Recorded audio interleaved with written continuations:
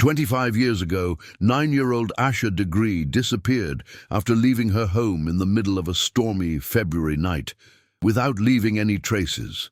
The disappearance plunged her family into an unimaginable tragedy and depression, while the community of Shelby, North Carolina, was left in complete confusion and disbelief.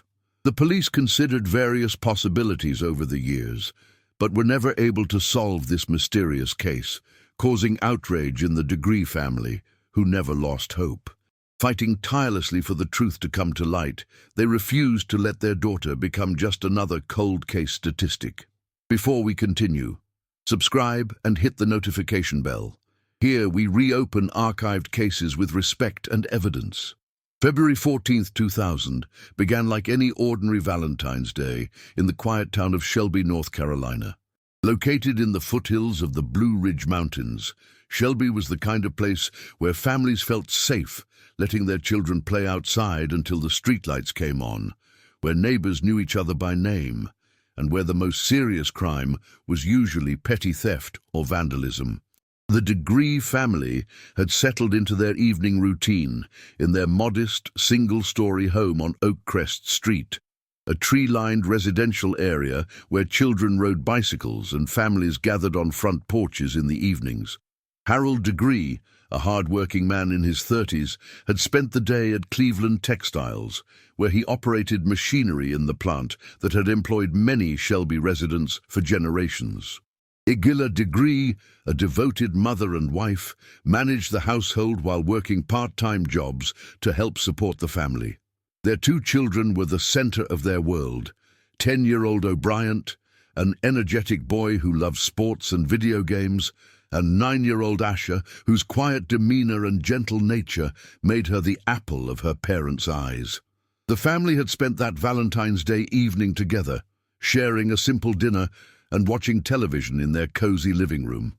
The weather forecast had been calling for severe thunderstorms throughout the night, with warnings of heavy rain, strong winds, and possible flooding in low-lying areas.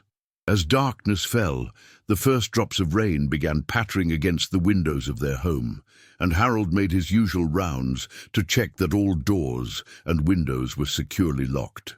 Asha complained of a stomachache that evening, something that wasn't entirely unusual for a child who occasionally suffered from nervous stomach issues. She was a sensitive child, easily affected by changes in routine or stressful situations. The previous Friday, her elementary school basketball team had lost an important game, and Asha had been visibly disappointed by the defeat. She had been looking forward to the game for weeks and had practiced diligently with her teammates. Her parents wondered if the loss was still bothering her, though she hadn't mentioned it since the weekend. The little girl went to bed early that night, around 8 p.m., wearing her favorite nightgown, a pink and white striped cotton garment that her grandmother had given her for Christmas. She brushed her teeth carefully, said her prayers with her mother as she did every night, and climbed into her twin bed in the room she shared with her older brother.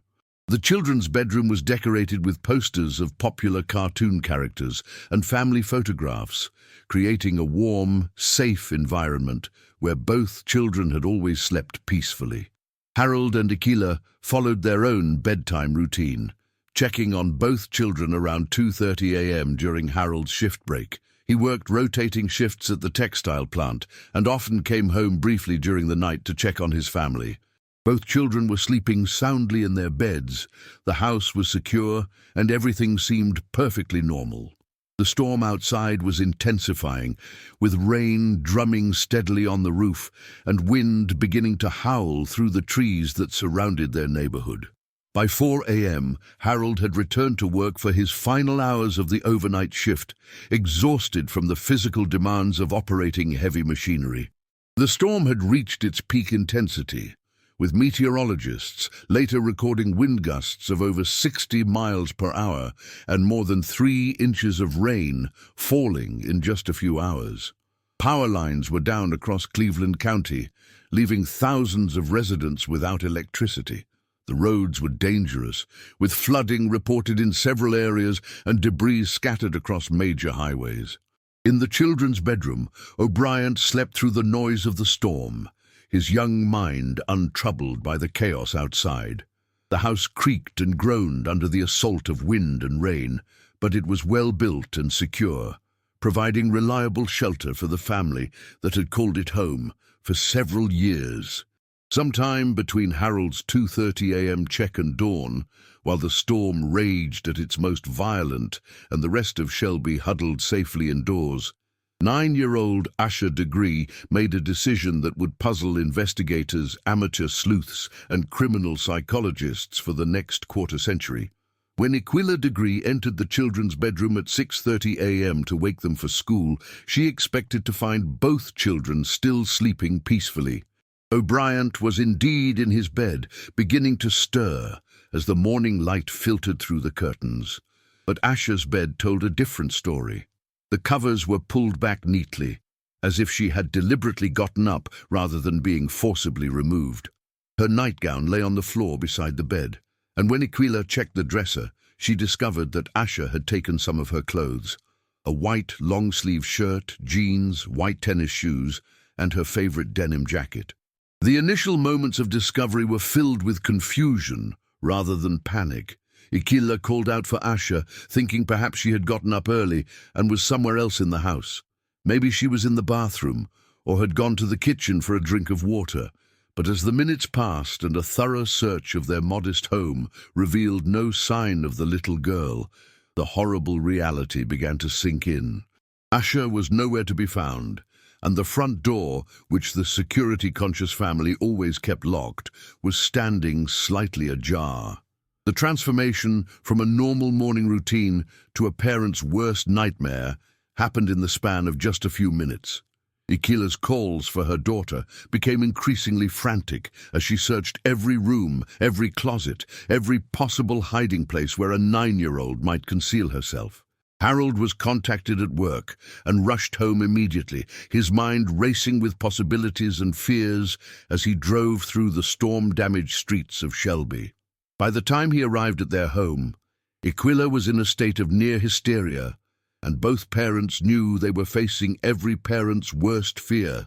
The call to 911 came at 6:42 a.m., Harold Degree's voice shaking with terror and desperation as he reported his daughter missing to the Cleveland County Emergency Dispatch.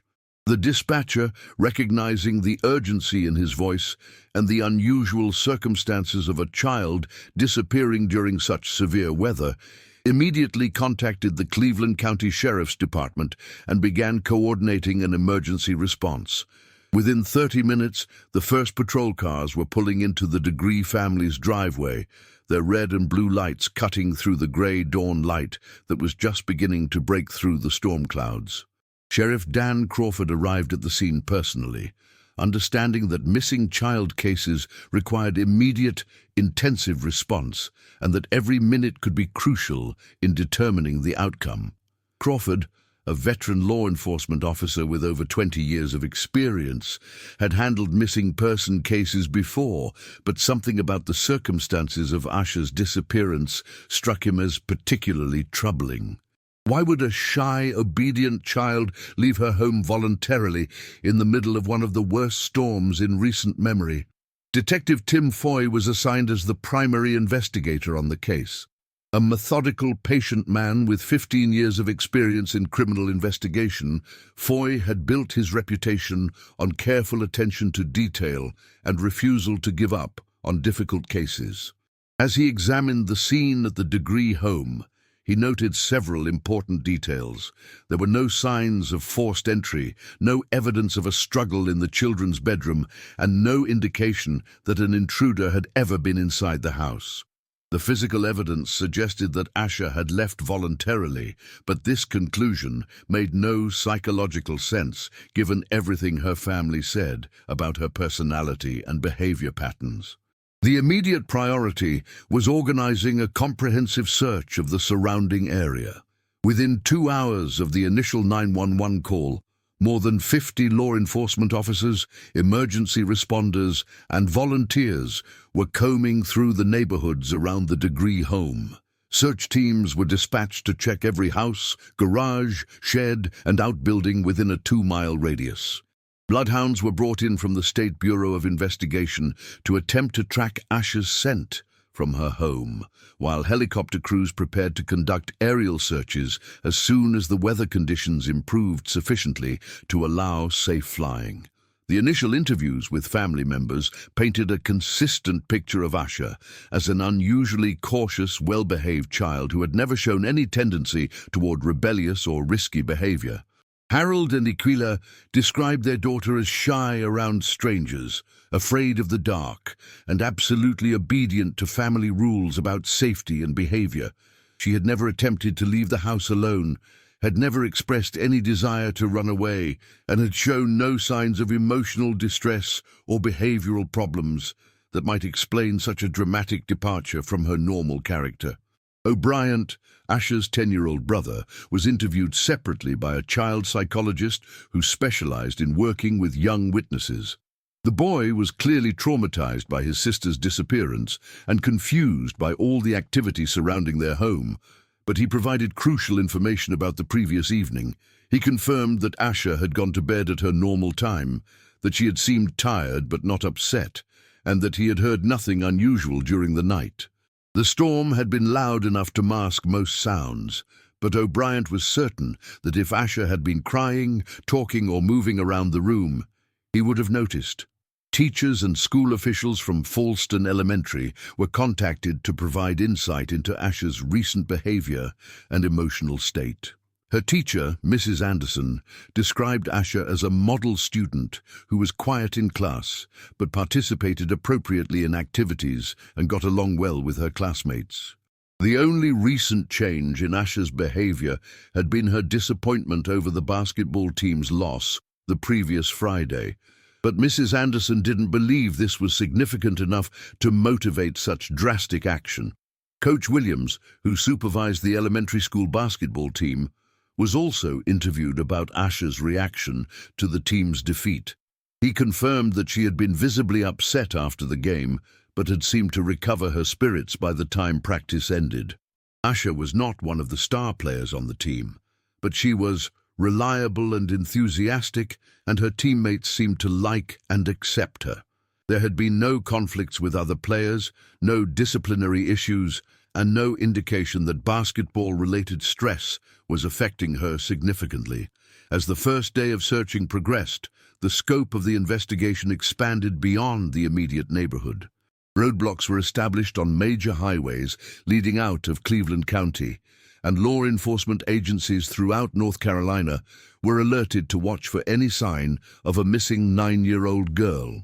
Asha's photograph and description were broadcast on local radio and television stations, and the Associated Press picked up the story for distribution to newspapers throughout the region. The community response was immediate and overwhelming.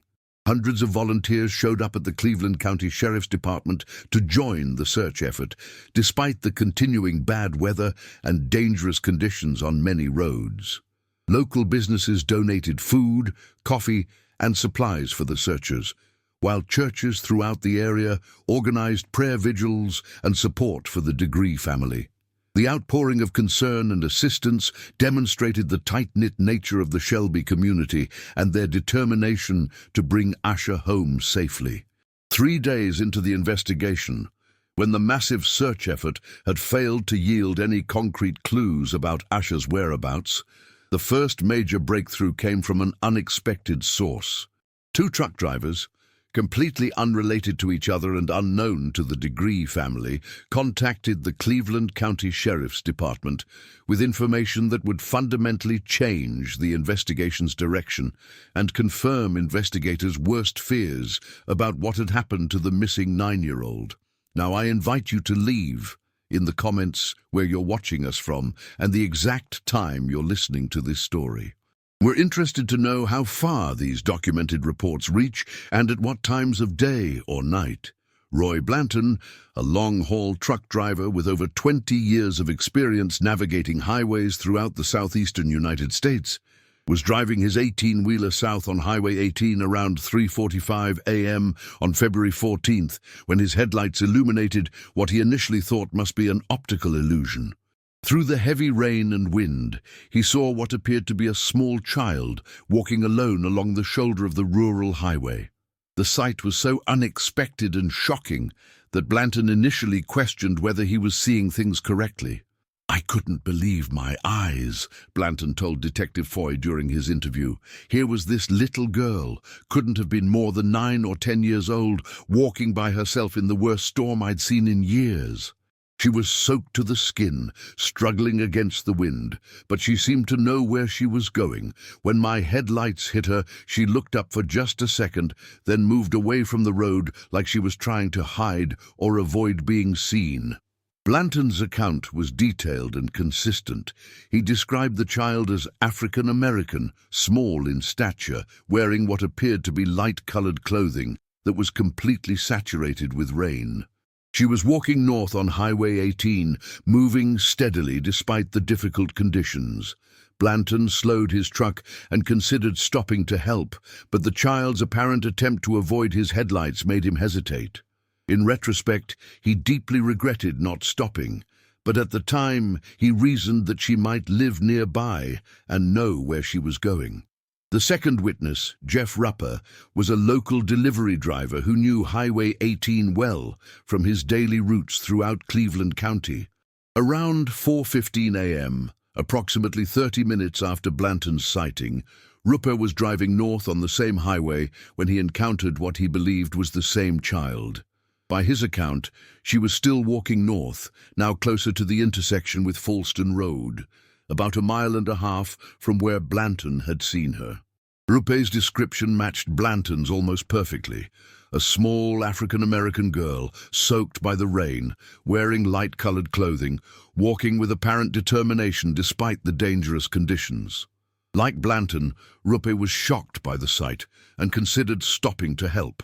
Also, like Blanton, he hesitated because the child seemed to deliberately avoid the illumination of his headlights, stepping further into the darkness when she noticed his vehicle approaching. "I've driven that road thousands of times," Ruppe told investigators. "I've never seen anything like it. This little girl was out there in conditions that would have been dangerous for an adult. But she wasn't just wandering around lost. She was walking like she had a destination in mind, like she knew exactly where she was going.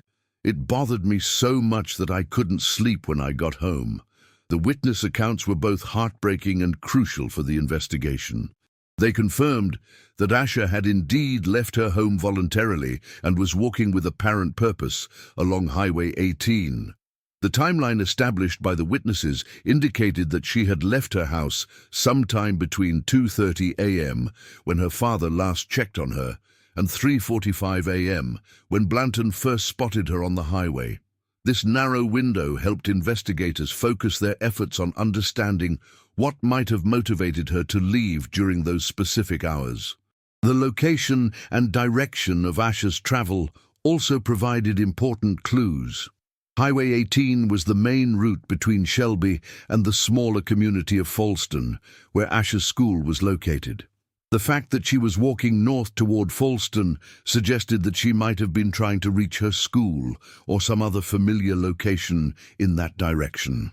However, Falston Elementary was still several miles away from where she was last seen, and the idea that a 9-year-old child would attempt such a journey on foot at night in a storm seemed almost incomprehensible.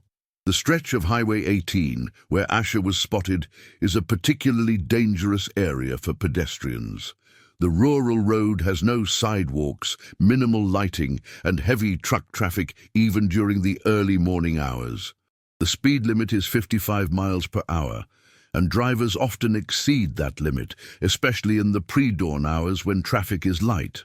During a storm with poor visibility, the road would have been extraordinarily hazardous for anyone on foot, particularly a small child.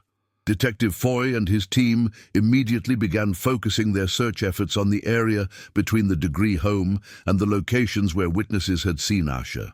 They expanded their canvas of local residents, businesses, and anyone who might have been traveling on Highway 18 during the early morning hours of February 14th. The timeline was becoming clearer, but the mystery was deepening. What could have motivated such an uncharacteristic action from a child who had never shown any tendency toward risky or rebellious behavior? The witness accounts also attracted intense media attention to the case.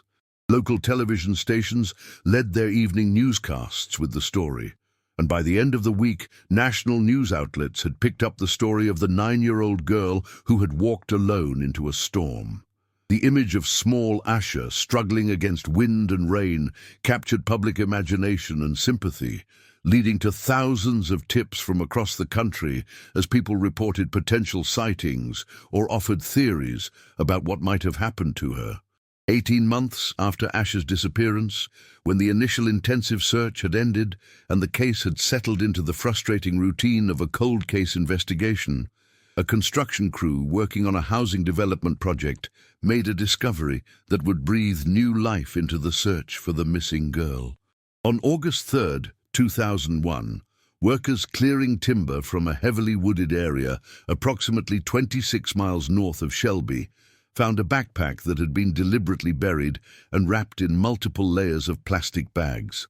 The discovery was made by Randy Phillips, a heavy equipment operator who was using a bulldozer to clear undergrowth in preparation for building foundations.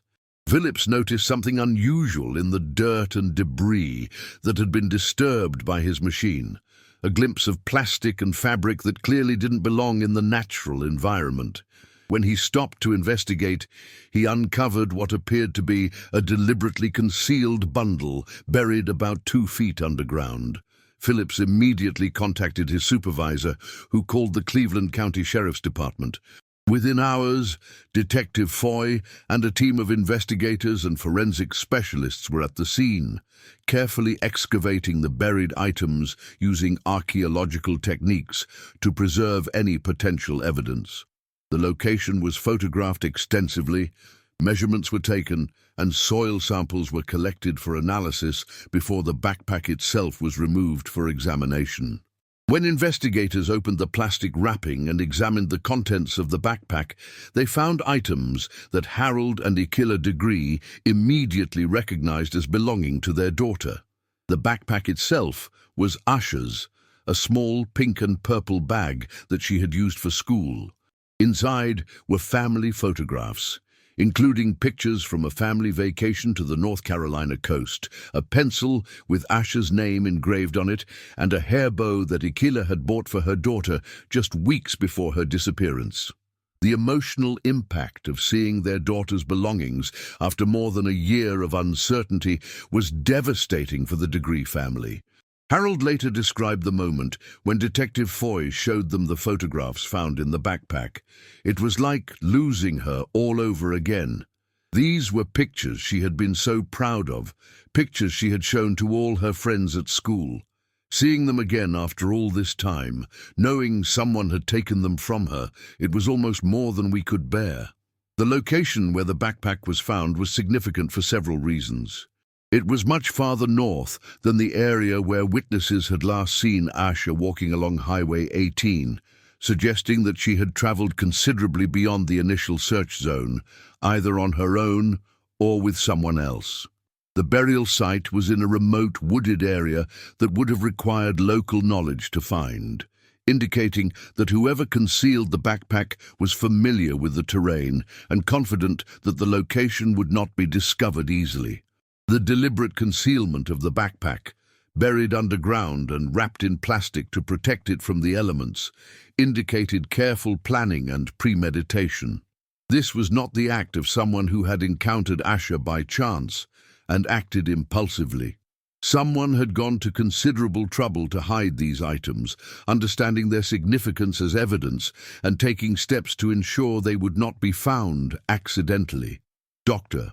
Patricia Cornwell, the renowned forensic expert and crime novelist, became involved in the case as a consultant at this point, offering her expertise in analyzing the evidence and developing investigative strategies.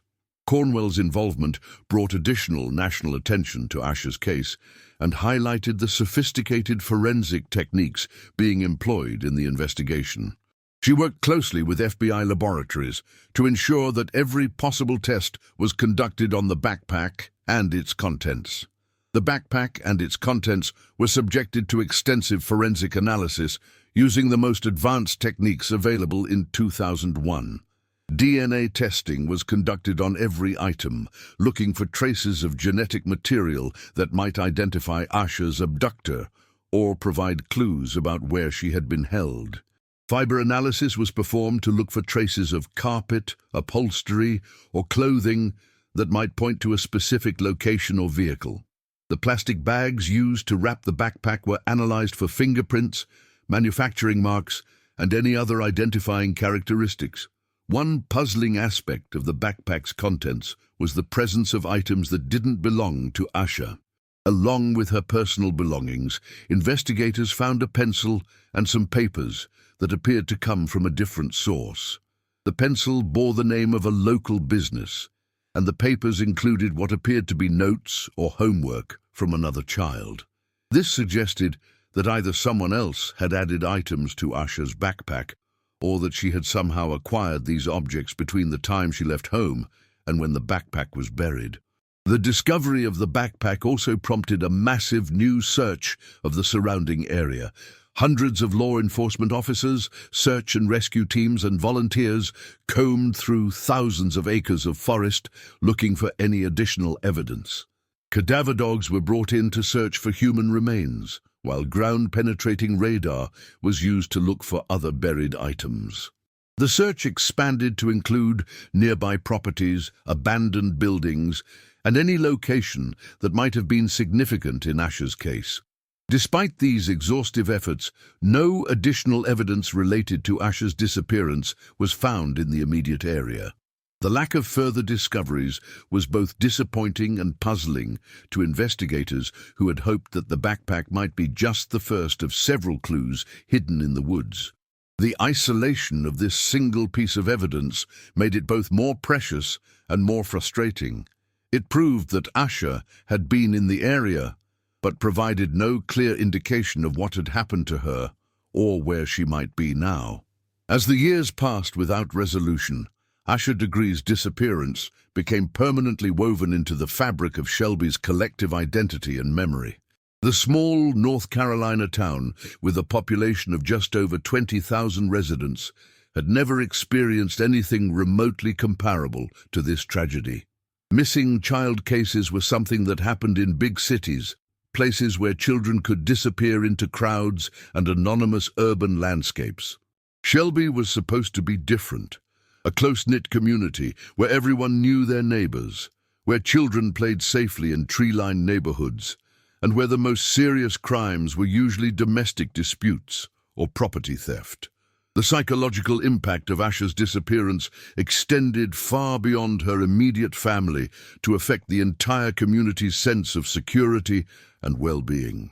Parents who had previously allowed their children to walk to school alone or play outside until dark suddenly became hyper-vigilant about their children's safety. Local schools implemented new security procedures and safety education programs. The innocence that had characterized life in Shelby was permanently altered by the knowledge that something terrible could happen to a child in their own community. The Degree family became reluctant symbols of every parent's worst nightmare, but also of incredible resilience and determination in the face of unimaginable loss. Harold continued working at Cleveland Textiles, maintaining the routine and normalcy that helped him cope with the uncertainty surrounding his daughter's fate. Igila took a part-time job at a local grocery store, finding that staying busy and maintaining contact with community members helped her deal with the constant worry and grief that threatened to overwhelm her. Both parents devoted every spare moment to keeping their daughter's case alive in the public consciousness. They organized annual memorial walks along Highway 18, retracing the route that Asha had taken on that stormy February night. These walks began as small gatherings of family and close friends, but grew larger each year, eventually drawing hundreds of participants from across the region. The walks served multiple purposes. They kept Asha's story visible, they provided emotional support for the family, and they demonstrated the community's ongoing commitment to finding answers. O'Brien Degree faced the unique challenge of growing up in the shadow of his sister's disappearance. As he entered his teenage years, he struggled with survivor's guilt, wondering why he had been spared while his younger sister had vanished. He also dealt with the constant attention and questions from classmates, teachers, and community members who knew about his family's tragedy. Despite these challenges, O'Brien developed into a remarkably mature and compassionate young man, eventually becoming an advocate for missing children and supporting his parents in their ongoing search for answers. The Cleveland County Sheriff's Department underwent significant changes in how it handled missing person cases as a result of lessons learned from Asha's disappearance. When Detective Tim Foy retired in 2008, Detective Ryan McIntyre was assigned to take over the case. McIntyre brought fresh eyes and new energy to the investigation, along with access to investigative technologies and techniques that hadn't been available in 2000. He also worked to strengthen relationships with federal authorities and other law enforcement agencies that might have relevant information about similar cases. Local schools throughout Cleveland County began incorporating Asha's story into their safety education programs, using her case as a real-world example of why children should never leave home alone or go with strangers. Her photograph became a permanent fixture in police stations, community centers, and businesses throughout the region, accompanied by information about the ongoing investigation and the FBI tip line number. Teachers and school counselors were trained to recognize signs that a child might be being groomed or manipulated by an adult with criminal intentions. The case also attracted significant attention from amateur investigators and online communities dedicated to solving cold cases. Web sleuths, forums, Reddit threads, and Facebook groups regularly discussed theories about what might have happened to Asha. While most of these theories were speculative and unhelpful, some amateur investigators provided useful research and analysis that helped keep public attention focused on the case. The online community also served as a source of emotional support for the Degree family, connecting them with other families of missing children and people who cared about finding answers.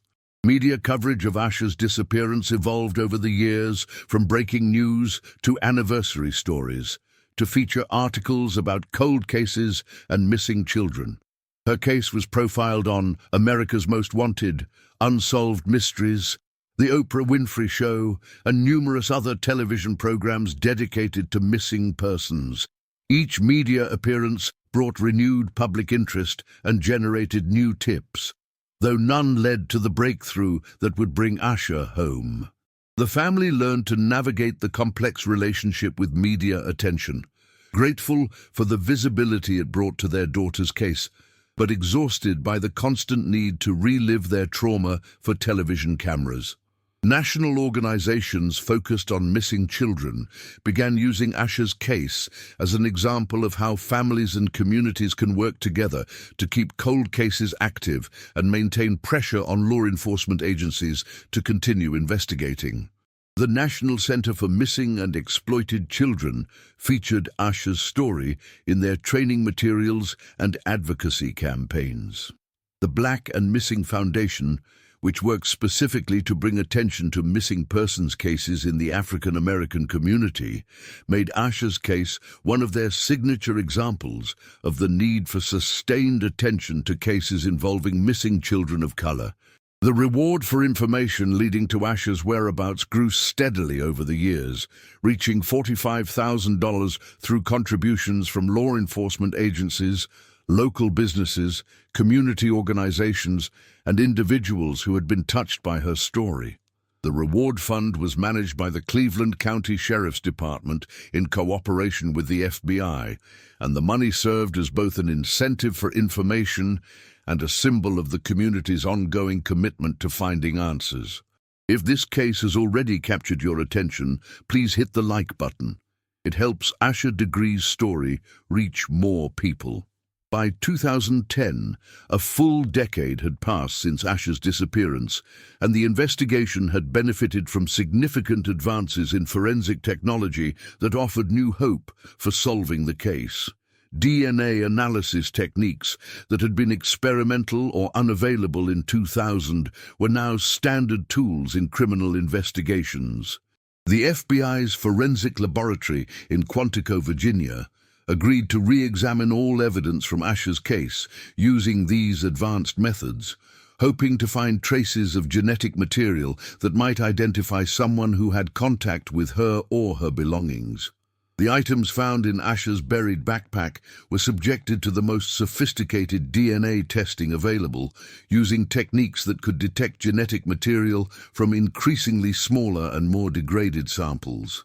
Scientists were able to extract DNA profiles from items that had previously yielded no useful information, and these profiles were compared against the FBI's combined DNA index system, CODIS, which contains genetic information from millions of criminals and crime scenes across the United States. Advanced fingerprint analysis using new digital enhancement techniques was also applied to evidence from the case. The plastic bags that had been used to wrap Asha's backpack were re-examined for latent fingerprints that might have been missed during the initial investigation. New chemical processing methods and computer-enhanced imaging allowed investigators to detect partial prints that could potentially be matched to known criminals or entered into automated fingerprint identification systems.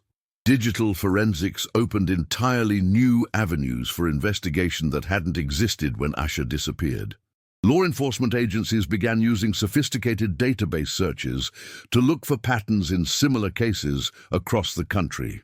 The FBI's Violent Criminal Apprehension Program, VICAP, was used to identify other cases involving missing children with circumstances similar to Asha's disappearance, particularly cases where children had left their homes voluntarily in the middle of the night. The development of Geographic Information System, GIS, technology allowed investigators to create detailed maps showing the relationship between various locations significant to the case. These computerized maps helped visualize potential routes Asha might have taken, areas where she might have encountered someone, and locations that warranted additional searching. The technology also helped coordinate search efforts and ensure that no potentially relevant areas were overlooked during the ongoing investigation. Social media platforms that hadn't existed in 2000 became important tools for keeping Asha's case in the public eye and generating new leads. Facebook pages dedicated to finding her attracted thousands of followers who shared information, theories, and memories. The Help Find Asha Degree Facebook page became a central hub for information about the case, with regular updates from law enforcement and the family about new developments and ongoing search efforts. Twitter campaigns using hashtags like Find Asha Degree and Asha Degree Missing helped spread awareness about the case, particularly during the annual anniversary of her disappearance. These online communities created a new form of public engagement with cold cases that helped maintain pressure on law enforcement agencies to continue active investigation. The viral nature of social media meant that Asha's story could reach audiences that traditional media might not have reached. The Cleveland County Sheriff's Department also benefited from new investigative software that could analyze large amounts of data more efficiently than had been possible in 2000. Phone records, financial transactions, and other digital trails from the time of Asha's disappearance were re-examined using these tools. Computer programs could identify patterns and connections that might have been missed during manual analysis, though no breakthrough discoveries emerged from this technological review. advanced ground-penetrating radar and other search technologies were used to re-examine areas along Highway 18 and in the woods where Asha's backpack had been found. These searches were more thorough and precise than what had been possible with earlier technology, using equipment that could detect underground anomalies and buried objects with much greater accuracy. Unfortunately, these technologically enhanced searches still yielded no additional evidence related to Asha's disappearance. Cell phone tower data analysis became another tool in the investigation, even though cell phones were much less common in 2000 than they would become later. Investigators examined records from towers in the area to see if any unusual activity had occurred around the time of Asha's disappearance. While this analysis didn't reveal any direct connections to her case, it did help investigators better understand traffic patterns and activity in the area during the early morning hours when she disappeared. The internet also enabled new forms of citizen involvement in the investigation. Amateur sleuths used online mapping tools, public records databases, and social media to conduct their own research into Asha's case. While law enforcement officials were sometimes frustrated by amateur interference in their investigation, they also acknowledged that the online community had occasionally provided useful tips and insights that helped advance the case. Cold case units in police departments across the country began using Asha's case as a training example, studying the investigation techniques that had been employed and looking for lessons that could be applied to other missing person cases. The National Center for Missing and Exploited Children used her case in their law enforcement training programs, highlighting both successful investigative strategies and areas where different approaches might have yielded better results. 23 years after Asha's disappearance, investigators, criminal psychologists, and amateur sleuths had developed numerous theories about what might have motivated her to leave home that night and what subsequently happened to her. Each theory was based on careful analysis of the available evidence, but none could fully explain all aspects of the case. The mystery remained as puzzling as ever, with each potential explanation raising new questions about this shy child's completely uncharacteristic behavior. The predatory grooming theory gained significant traction among investigators and criminal profilers as one of the most plausible explanations for Asha's behavior. This theory suggested that someone had been building a relationship with Asha over an extended period, gradually gaining her trust and convincing her to meet them that night. The deliberate nature of her departure, changing clothes, taking personal items, walking with apparent purpose toward a specific destination, supported the idea that she was following instructions or keeping an appointment that had been arranged in advance. Proponents of the grooming theory pointed to several factors that made it compelling. Asha's extreme shyness and caution around strangers would have made it difficult for someone to gain her trust quickly, suggesting that any successful manipulation would have required time and careful planning. The timing of her departure, in the middle of a severe storm when few people would be on the roads, might have been specifically chosen to minimize the chance of witnesses. The fact that she avoided the truck drivers who spotted her on Highway 18 suggested that she knew she wasn't supposed to be seen. However, extensive investigation of everyone in Asha's life had revealed no evidence of inappropriate contact or grooming behavior. Investigators had thoroughly examined her relationships with teachers, coaches, family friends, church members, and anyone else who had regular contact with her. Background checks were conducted on all adult males in her orbit, and none had criminal records or exhibited suspicious behavior. Her school, church, and community activities were scrutinized for any opportunities where a predator might have gained access to her. The family emergency theory proposed that Asha might have been lured out by someone she trusted, who convinced her that there was an urgent situation requiring her immediate attention.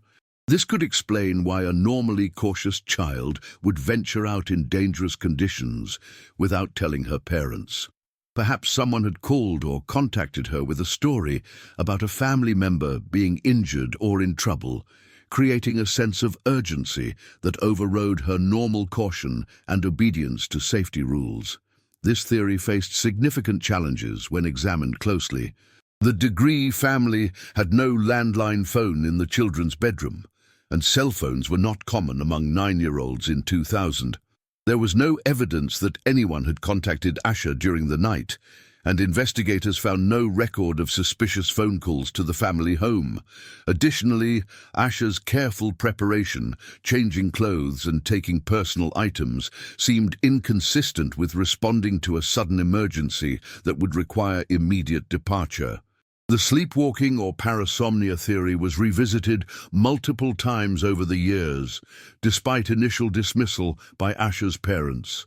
Some sleep disorder specialists suggested that children could engage in complex behaviors while sleepwalking, including changing clothes, opening doors, and leaving the house. Complex sleepwalking episodes had been documented in medical literature, and the theory offered a potential explanation for behavior that seemed completely inconsistent with Asha's normal personality and decision-making patterns. Medical experts who studied Asha's case noted that sleepwalking episodes can be triggered by stress, changes in routine, or emotional disturbances. The disappointment over her basketball team's loss, combined with the stress of the severe weather, might have created conditions that could trigger an episode in a susceptible child. However, this theory struggled to explain the witness accounts of Asha walking with apparent purpose along Highway 18, or the subsequent burial of her backpack, which clearly involved someone who was fully conscious and deliberate in their actions. The school-related motivation theory focused on the possibility that Asha might have been trying to reach her school or meet someone there, perhaps motivated by some childhood logic that made sense to her, but would be incomprehensible to adults. 9-year-olds often have different perceptions of time, distance, and danger than adults do, and might make decisions based on emotional reasoning rather than practical considerations. Supporters of this theory noted that Asha was walking north on Highway 18, which was the route to Falston Elementary School. Perhaps she had forgotten homework, wanted to retrieve something from her locker, or planned to meet a friend for some school-related activity. The timing might have seemed logical to her if she was trying to arrive at school early, not understanding how far away it was or how dangerous the journey would be in the storm. However, this theory was undermined by several factors. Asha had never shown any tendency toward impulsive behavior and was generally very obedient to her parents' rules about safety. She was also a good student who kept track of her homework and school responsibilities. Most importantly, the school was still several miles away from where she was last seen, and it would have been physically impossible for her to walk that distance in the conditions that existed that night. The stranger abduction theory remained a possibility, though statistical evidence suggested this was less likely than other scenarios. Most children who are abducted are taken by someone known to them rather than by complete strangers. However, the rural location and limited traffic on Highway 18 during the early morning hours made it possible that someone had encountered Asha by chance and taken advantage of the opportunity. This theory suggested that Asha might have left home for some other reason, perhaps sleepwalking, responding to a perceived emergency, or following some childhood plan, and then encountered a predator who was in the area for unrelated reasons. The timing could have been purely coincidental, with Asha's vulnerability intersecting with a criminal's opportunity in a tragic combination of circumstances. The online community of amateur investigators had developed increasingly elaborate theories involving multiple perpetrators, complex conspiracies, and connections to other unsolved cases. Some theorists suggested that Asha's disappearance was connected to other missing children cases in North Carolina or neighboring states. Others proposed that organized criminal networks might have been involved, though there was no evidence to support such complex scenarios. While most of these amateur theories were highly speculative and unsupported by evidence, some contained insights that helped professional investigators think about the case from different angles. The crowdsourced nature of online investigation meant that details could be analyzed and cross-referenced by hundreds of interested individuals, occasionally producing observations that law enforcement might have missed. Harold and Aquila Degree have aged 25 years since their daughter vanished into that February storm. But their determination to find answers has never wavered. Their hair has grayed. Lines have deepened around their eyes from years of worry and sleepless nights, but their voices still carry the same unwavering conviction when they speak about Asha and their absolute belief that someday they will learn the truth about what happened to their little girl. Their faith, both in God and in the eventual resolution of their daughter's case, has sustained them through more than 2 decades of uncertainty, heartbreak, and the kind of profound loss that would have destroyed many families. "We know Asha is still out there somewhere," Aquila said in a recent interview, her voice steady despite the emotional weight of her words. "We've never stopped believing that someone knows what happened to her, and eventually that person will find the courage to speak up. We're not looking for revenge. We just want to bring our baby home. We want to know where she is. We want to hold her again, and we want whoever took her to face justice. But mostly we just want our daughter back." This sentiment, expressed countless times over the years in interviews, at prayer vigils, and during the annual memorial walks, reflects the family's remarkable ability to maintain hope in the face of seemingly insurmountable odds. Their faith has been tested repeatedly by false leads that raised and then crushed their hopes, by well-meaning but hurtful speculation about their family and their parenting, by the simple passage of time that has taken them further from the last moment they saw their daughter alive. The Degree family's approach to dealing with their tragedy has been marked by extraordinary grace, dignity, and an unwillingness to be consumed by bitterness or anger. They have channeled their grief into positive action, working with other families of missing children, supporting law enforcement efforts, and maintaining Asha's case in the public consciousness.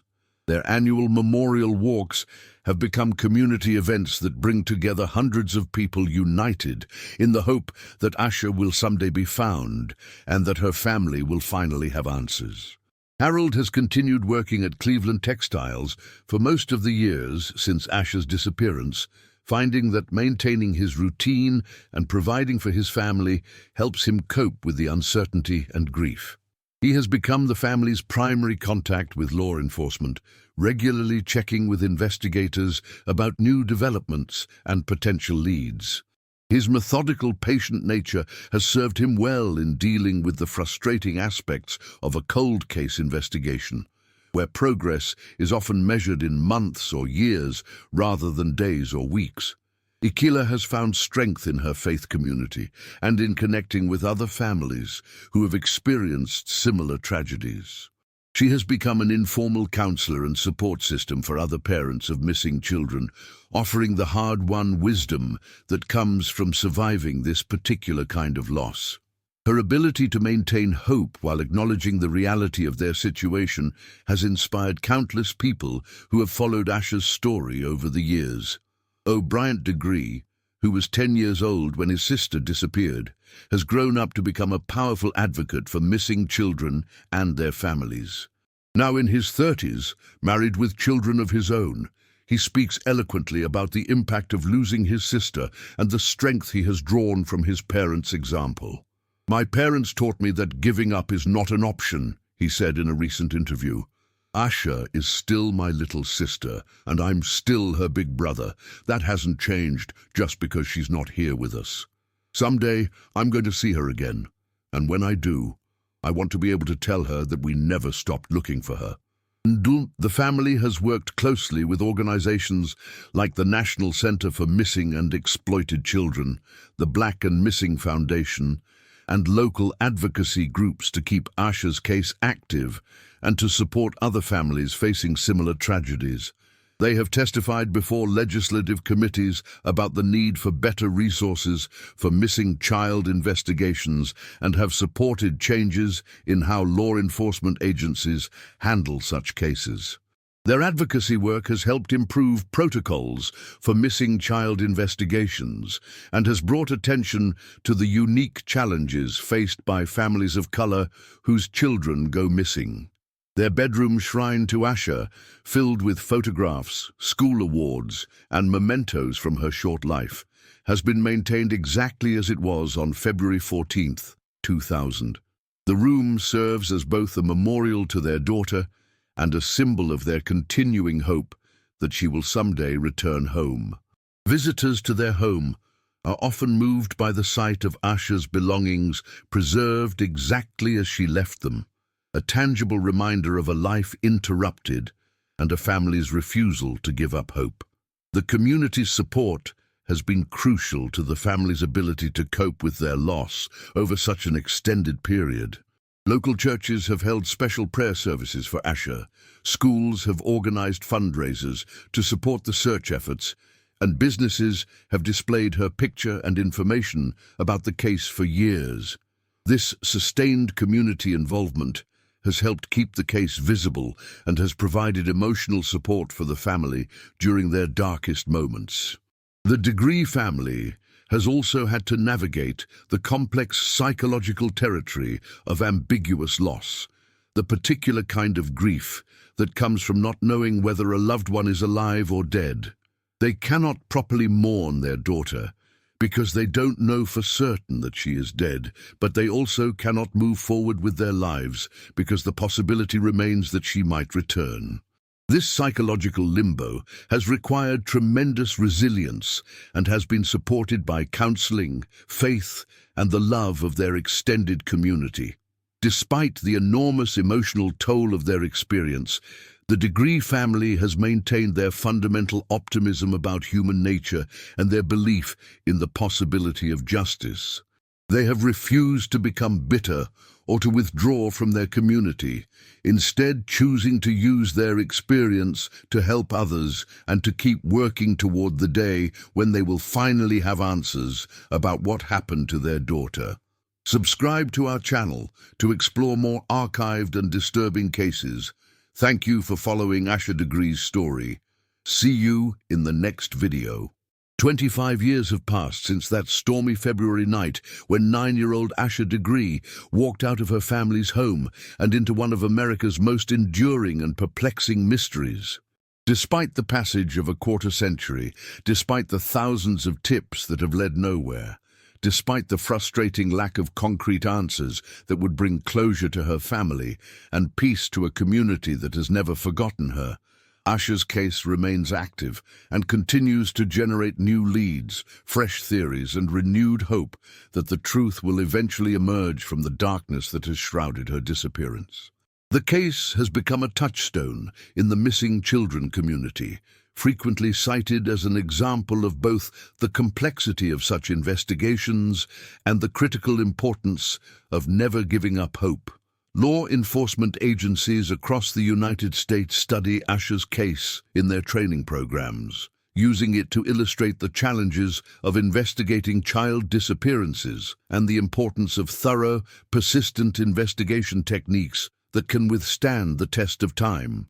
The case has influenced policies and procedures for handling missing child investigations, particularly in the crucial first hours when immediate action can make the difference between successful resolution and a decades-long mystery. Recent developments in DNA analysis and forensic technology continue to offer new possibilities for examining old evidence with fresh eyes and more sophisticated techniques. The items found in Asha's backpack have been re-examined multiple times as new testing methods become available, and investigators remain hopeful that advancing technology will eventually reveal clues that have remained hidden for decades. The FBI's laboratory in Quantico continues to make new techniques available for cold case investigations, and Asha's case remains a priority for such analysis. The proliferation of social media and online communities has created entirely new ways for the public to engage with Asha's case and contribute to the ongoing search for answers. Facebook groups dedicated to finding her have attracted thousands of members who share theories, discuss new developments, and work tirelessly to keep her story visible in the public consciousness. Podcast hosts regularly feature her case in their programs, introducing her story to new audiences and occasionally generating fresh tips for investigators who continue to follow every credible lead. Detective Ryan McIntyre, who has now been working on Asha's case for over 15 years, remains optimistic about the possibility of a resolution despite the frustrations and dead ends that have characterized much of the investigation. Cases like this are solved by persistence and the right information coming forward at the right time, he said in a recent interview. Someone out there knows what happened to Asha, and eventually they're going to tell us. It might be because their conscience finally gets to them, or because someone they told decides to come forward, but eventually we'll get that call that breaks this case wide open. The reward for information leading to Asha's whereabouts has grown to over $45,000, contributed by law enforcement agencies, community organizations, and private individuals who have been touched by her story and remain committed to finding answers. The FBI continues to maintain a dedicated tip line for her case, and investigators follow up on every credible lead, no matter how much time has passed since her disappearance. The commitment of resources to this cold case reflects both the seriousness with which law enforcement takes the investigation and the recognition that resolution could come at any time. Harold and Aquila Degree, now in their 60s but still determined and hopeful, continue their annual memorial walks and their advocacy work with other families of missing children. They have become unofficial experts on missing child cases and frequently offer support and advice to other families facing similar tragedies. Their strength and perseverance have inspired countless people and have helped keep public attention focused on the ongoing search for their daughter. They refuse to consider the possibility that they might never learn what happened to Asha, maintaining their faith that truth will eventually prevail. The story of Asha Degree serves as a powerful reminder that some mysteries endure not because they are forgotten, but because they touch something deep in the human spirit that refuses to accept defeat. Her case represents the unconditional love of parents who will never stop searching, the dedication of investigators who refuse to give up, and the hope of a community that believes truth will eventually emerge from even the darkest circumstances. It also highlights the ongoing vulnerability of children and the importance of continued vigilance in protecting them from those who would do them harm. In a small town in North Carolina, a bedroom remains unchanged, waiting for a little girl to come home. Her family continues to believe that someday, somehow, Asha Degree will be found, and the mystery that has captivated a nation for 25 years will finally be solved. Until that day comes, her story remains a powerful testament to the enduring power of love, hope, and the unwillingness to forget those who have vanished from our lives, but never from our hearts. The investigation continues with the same determination that has characterized it for 25 years. New technologies are applied to old evidence, fresh eyes examine familiar clues, and the search goes on with undiminished intensity. Somewhere in America, in a database, in a conversation, in a moment of conscience or confession, the truth about what happened to Asha Degree on that stormy February night in 2000 waits to be discovered. Her legacy extends far beyond the tragedy of her disappearance. Asha's case has improved how law enforcement handles missing child investigations, has brought families together in support and advocacy, and has demonstrated the power of community persistence in keeping cold cases alive. She has become a symbol of all missing children, and a reminder that every child matters, every case deserves attention, and hope should never be abandoned. The mystery of Asha Degree remains unsolved, but it is far from forgotten. In police stations and FBI offices, on social media platforms and in community centers, in the hearts of her family and the minds of investigators, her case lives on.